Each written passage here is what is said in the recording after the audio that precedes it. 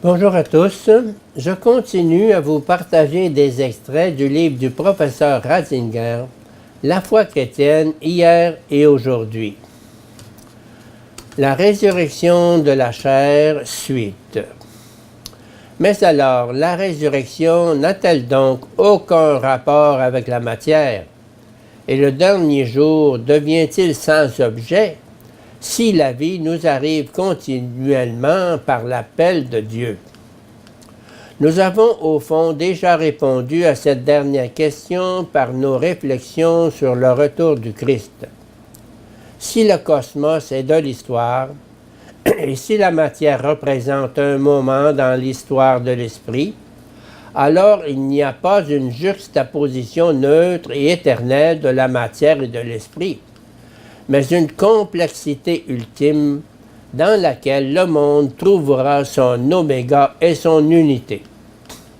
Alors, il y a une connexion ultime entre la matière et l'esprit, dans laquelle la destinée de l'homme et du monde trouve son accomplissement, même s'il ne nous est pas possible aujourd'hui de définir le mode de cette connexion.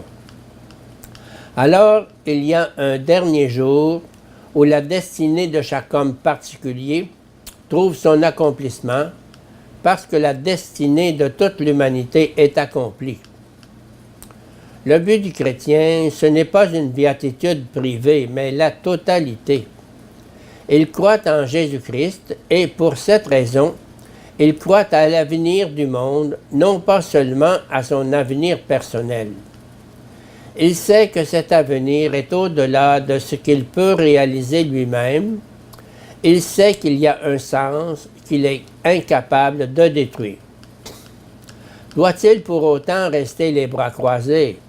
Au contraire, parce qu'il sait qu'il y a un sens, il peut et doit collaborer joyeusement et courageusement à l'œuvre de l'histoire, même si de son point de vue limité, il a le sentiment que tout cela reste un travail de Sisyphe et que l'on ne fait pas autre chose que pousser le rocher de la destinée humaine vers le haut, toujours à nouveau, de génération en génération, pour le voir de même glisser toujours à nouveau vers le bas et réduire à néant tous les efforts antérieurs.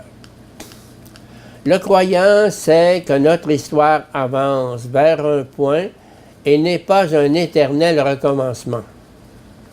Le croyant sait que l'histoire ne ressemble pas à la toile de Pénélope, tissée toujours à nouveau, pour être toujours à nouveau défaite.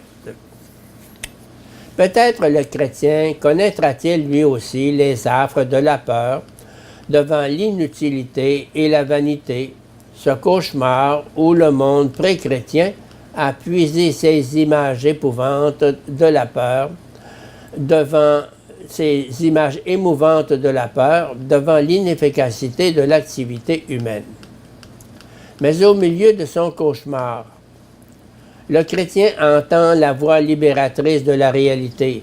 « Gardez courage, j'ai vaincu le monde. » Jean 16, 33. Le monde nouveau, dont l'évocation sous les traits de la Jérusalem définitive clôt la Bible, n'est pas une utopie, mais une certitude vers laquelle nous avançons dans la foi. Il y a une rédemption du monde. Voilà l'assurance qui porte le chrétien et qui fait encore aujourd'hui tout le prix de la foi chrétienne.